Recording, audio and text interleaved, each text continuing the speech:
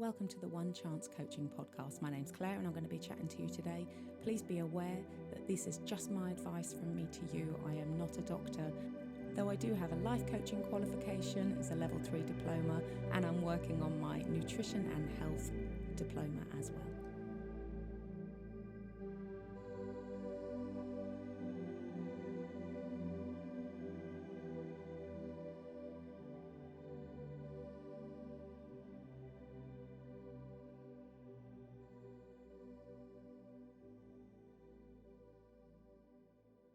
Good morning. How are you doing today? I hope you're well, wherever you are and wherever you're listening. And I'm hoping that you're getting something out of these little podcasts that I'm doing.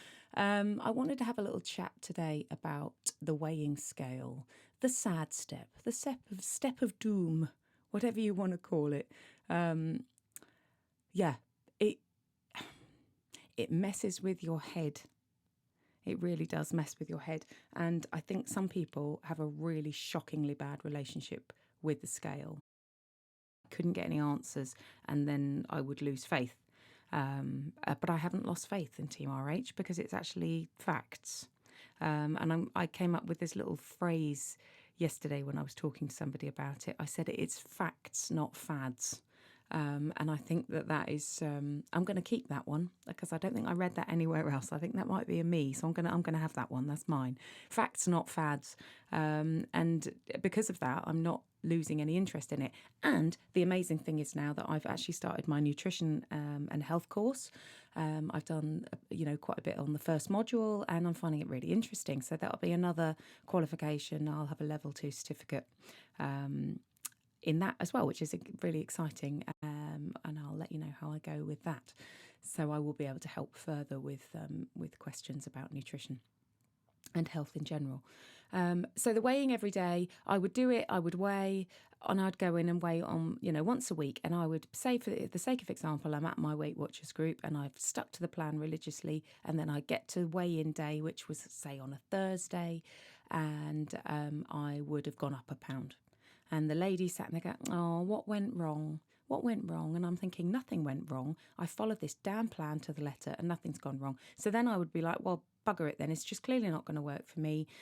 What's the point? I'm obviously meant to be this size. It's my genetics. It's the fact that I'm this age. It's the fact that I'm, quite bulky and quite solid. And I'm just meant to be fat and maybe I'm okay with that. And actually, it was none of those things. Genetics do play a part for sure.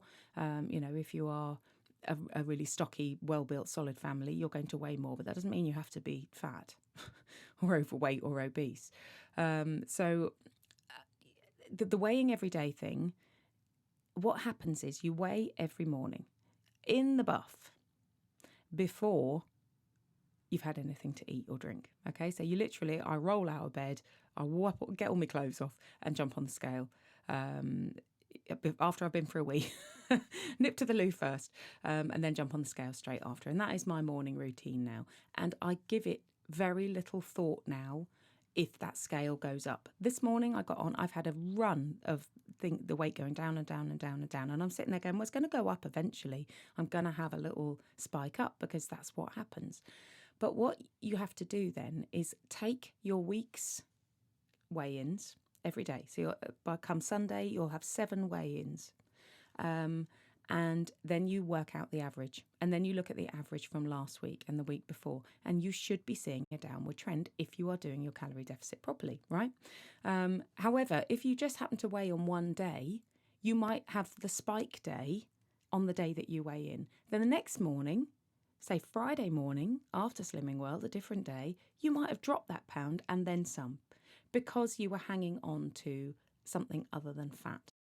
Fluctuations are normal, so you might be carrying more water, okay? That is your most likely thing, and that can happen due to a number of things. You can have water increase. If you've eaten a lot of salt, if you've had a very salty meal, you can then retain water, which carries as water weight. That doesn't mean you've gained a pound of fat. You could have had a very carb-heavy meal. Now, with carbohydrates, for every gram of carbs, you can retain 4 to 5 grams of water. You could have inflammation due to an injury. and water will rush to that area. You know, when you bang something and it swells up, that'll be water. You could be backed up in the toilet department, not to be too crude about it. You might have gone really, really hard at the gym and have absolutely smashed, you know, some really heavy weights, or you might have walked far more than you normally do. These things also cause inflammation. I think it's really important to have other things that you can gauge your success by. Okay, so I'm really a big advocate of checking other health markers. It's not just about the scale. Measurements would be the first thing. Okay, so clothes are a really good thing to do as well. Once that visceral fat has gone, you might find that your measurements are changing quite quickly, and also you're dropping down the clothes sizes, and that is a lovely, lovely place to be. It's so nice when you get to that point that, you know, the clothes sizes start dropping. Now, there's also other health markers that you can keep a look at. So check your blood pressure. You can pick up a blood pressure monitor in Lloyd's Pharmacy, do a very good one, and it speaks to you. You don't need to understand it terribly. Blood sugar, that's another thing that you can check, particularly if you're worried about diabetes or pre-diabetes. My thing that I was really worried about, and the thing that sparked me to finally get a handle on my weight and finally do it for the last time, was that we have diabetes and heart disease in my family, and I just didn't want to go that way. Is that for a man who is obese, they are 5 times more likely to get type 2 diabetes. Okay, so a man who is obese, 5 times more likely. A woman who is obese is 13 times more likely to end up with type 2 diabetes than somebody of a normal weight, a healthy weight. Incredibly unfair. So checking your blood sugar. Make sure that you're doing that at the same time each day. Either choose before you've eaten so that you're taking your blood sugar in a fasted state, or after you've eaten so that you're taking it at the same time each day, because obviously, dependent on what you're eating and when you're eating, your blood sugar is going to be massively different. The other thing that you can check is your resting heart rate. Now, if you've got a smartwatch, it will tell you that. And I have absolutely loved watching my health markers in my Apple Health go down.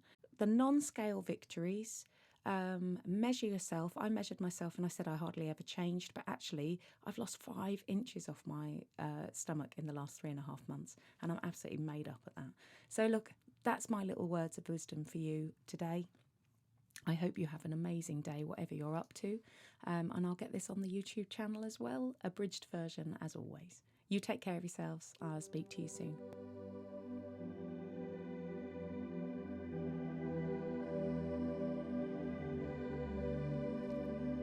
Feel free to come follow me on TikTok.